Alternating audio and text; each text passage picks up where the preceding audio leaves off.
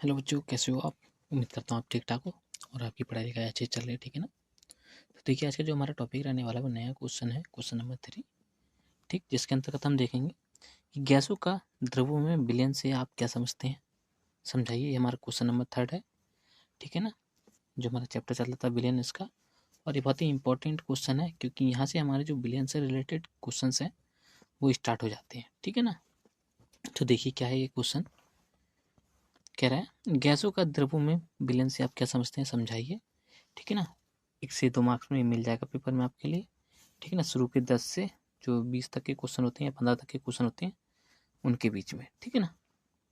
तो चलिए स्टार्ट करते हैं। अपना क्वेश्चन क्या है, देखिए। कह रहा है यहाँ पे कि किसी भी गैस की द्रव में विलेयता की प्रकृति विभिन्न कारकों पर निर्भर करती है। ठीक है ना? तो कह रहा है कि कोई भी गैस है, मान लीजिए ये हमारी गैस है। ठीक है ना? और ये कोई ब्लैक है। ठीक है ना? ब्लैक को हमने भी बोल दिया। ठीक है ना? तो जो गैस है ये, इसमें जब ये विलय होगी तो इसकी प्रकृति और इसकी प्रकृति, ठीक है ना, ये क्या है, विभिन्न कारकों पर निर्भर करेगी कि जिस कारण से गैस बी में मिलेगी तो एक नया पदार्थ बनाएगी। ठीक है ना? इसको हमने सी बोलते हैं यहाँ पे कुछ इस प्रकार से। ठीक है ना? तो इस गैस की भी कोई प्रकृति होगी, विलाय की भी कोई प्रकृति होगी। ठीक है ना? और यहाँ पे एक रिक्वायर कंडीशन भी रहेगी जिसके कारण ये दोनों आपस में विलय होकर कोई कंपाउंड सी को बनाएंगे। ठीक है ना? तो कहने का मतलब ये है, कह रहा है कि किसी भी गैस की द्रवों में विलेयता की प्रकृति विभिन्न कारकों पर निर्भर करती है। अब जैसे कौन कौन से कारक होंगे जिसमें प्रमुख हैं गैस की प्रकृति, कि ये जो गैस है वो किस प्रकृति की है। ठीक है ना? कैसा मान है उसका। ठीक। द्रव की प्रकृति जो हमारे पास विलायक है ये भी, इसकी प्रकृति कैसी है। ठीक। फिर कह रहा है ताप तथा दाब। ठीक है ना? जिस कारण पे ये मिल रहा है गैस, जो अब इसमें साथ में डिजॉल्व हो रही है ब्लैक के साथ में। ठीक है ना? उसके अंतर्गत जब हम इसको डिजॉल्व करेंगे तो उसका टेम्परेचर क्या है, ठीक है ना, प्रेशर क्या है, दाब जो है वो क्या है। ठीक है ना? कितने मान है उनके। ठीक। फिर कह रहा है ये प्रमुख घटक हैं जिसके कारण से जो गैस है ये ब्लैक के अंदर जाके मिल जाती है। ठीक। फिर कह रहा है तथा ब्लैक की प्रकृति, और जो ब्लैक है ये किस प्रकृति का है, जो है तत्व है। ठीक है ना? कि पोलर है, फॉर्म में है या फिर नॉन पोलर है। ठीक है ना? तो चलिए स्टार्ट करते हैं। देखिए कि जो इम्पोर्टेंट है, जो विलेयता है गैस की ब्लैक के अंतर्गत, ठीक है ना, द्रव के अंतर्गत, ब्लैक गैस में हमारा क्या है, द्रव है। ठीक है ना? तो जो गैस की प्रकृति है, ब्लैक की प्रकृति है, ये दोनों के लिए ही डिपेंड करती है आपस में कि वो डिजॉल्व आपस में होते हैं कि नहीं होते हैं। ठीक है ना? जैसे मेन रोल रहता है टेम्परेचर और प्रेशर का। ठीक है ना? अब देखिए टेम्परेचर प्रेशर का क्या रोल रहता है उसके लिए। ठीक है ना? तो कह रहा है यहाँ पे कि कुछ गैसें जैसे अमोनिया द्रव जल में अधिक घुलनशील होती है। ठीक है ना? जो अमोनिया है, ठीक है ना, अमोनिया है NH3। ठीक है ना? ये बहुत ही ज़्यादा क्या है, द्रव जो H2 है उसमें बहुत ही ज़्यादा घुलनशील रहती है। ठीक है ना? फिर कह रहा है यहाँ पे कि NTP पैमाने पर जल के एक आयतन में 1300 आयतन अमोनिया घुलित रहती है। ठीक है ना? जो NTP पैमाना है एक, उसके अकॉर्डिंग जो जल की एक आयतन, जल का एक आयतन होता है, ठीक है ना, उसमें 1300 आयतन किसके, अमोनिया के उपस्थित रहते हैं, घुले हुए रहते हैं। ठीक है? और जबकि कोई दूसरी गैस, कौन सी गैस, कह रहे हैं जबकि कुछ गैसेज जैसे हीलियम, ठीक है ना, He, ये गैस गैस है जो हमारी हीलियम, कह रहा है ये द्रव जल में कम घुलनशील होती है। और कितनी घुलनशील होती है, यह NTP पर, जो है NTP पैमाना है उस पर हम देखते हैं कि जल के एक आयतन में हीलियम के 0.01 आयतन ही घुला रहता है। ठीक है ना?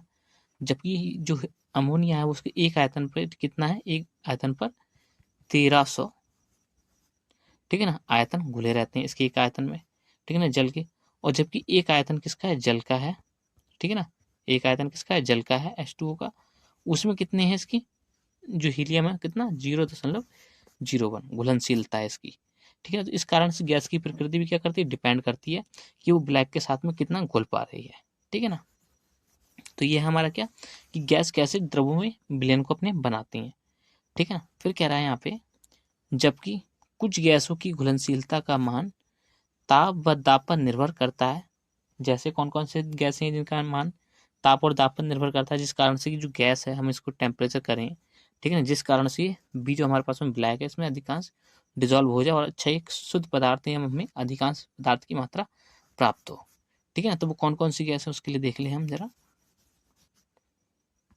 ठीक है ना। तो देखिए कह रहा है दाब बढ़ाने पर घुलनशीलता का मान द्रवों में गैसों का बढ़ता है। ठीक है ना। कह रहा है यदि हम दाब बढ़ाएं, पी को इंक्रीज करें, ऊपर की ओर बढ़ाएं, पी का मान हम जैसे ही बढ़ाते हैं, ठीक है ना, तब जो गैस है जी है, ये ब्लैक के साथ में क्या करेगी, अधिक ज़्यादा घुलेगी।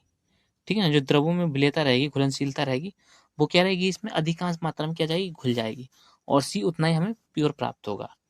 ठीक है ना। अधिकांश पद जो भाग होगा वो गैस और ब्लैक का आपस में मिला हुआ मिलेगा, जहाँ पे ब्लैक है हमारे पास में द्रव है। ठीक है ना। कहने का मतलब हुआ कि जैसे जैसे हम दाब को बढ़ाएंगे, ठीक है ना, वैसे ही वैसे गैस की मात्रा द्रव के अंतर्गत बढ़ती जाएगी। ठीक है ना। द्रव में जो है गैस की मात्रा बढ़ जाएगी। ठीक। फिर कह रहा है जबकि ताप बढ़ाने पर कम होता है। ठीक। और जैसे जैसे हम टेम्परेचर को इंक्रीज करेंगे, तो जो गैस है इसके साथ में कम घुलनशील होगी। ठीक है ना। का मतलब क्या होगा, जो घुलनशीलता का मान है इसमें, कि हम जैसे ही प्रेशर बढ़ा रहे हैं, यहाँ पे पी को इंक्रीज कर रहे हैं, ठीक है ना, तो क्या हो रहा है, इसकी घुलनता इसके साथ में जो द्रव है इसके साथ में कैसी हो जा रही है, बढ़ जा रही है। ठीक है ना। और जैसे ही हम टेम्परेचर को इंक्रीज कर रहे हैं, ठीक है ना, किसके साथ में, गैस के साथ में, ठीक है ना, और जो कि किसके साथ में घुल रहा है, द्रव के साथ में, तो इसमें क्या है, जो घुलनशीलता है इसकी गैस की द्रव में, वो क्या हो जा रही है, डाउन हो जा रही है, घट जा रही है।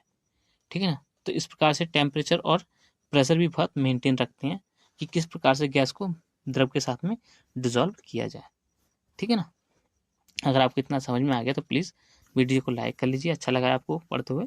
ठीक है ना। और सब्सक्राइब भी कर लीजिए चैनल के लिए, अगर नहीं करना चाहते तो कोई बात नहीं है। आगे देखिए। फिर देखिए कह रहा है यहाँ पे, कह रहा है गैस की द्रव में विलेयता को अपशोषण गुणांक अल्फा के द्वारा दिखाया जाता है। ठीक है ना।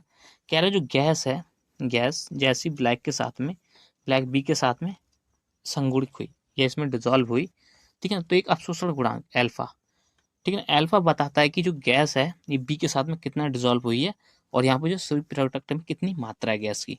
ठीक है ना। जो द्रव के साथ में गैस कितनी घुली हुई है। ठीक है ना। तो ये क्या दिखाता है, अपशोषण गुणांक होता है जो, ठीक है ना, गैस की मात्रा को दिखाता है कि गैस कितनी इसमें डिजॉल्व हुई है, ठीक, द्रव के अंतर्गत।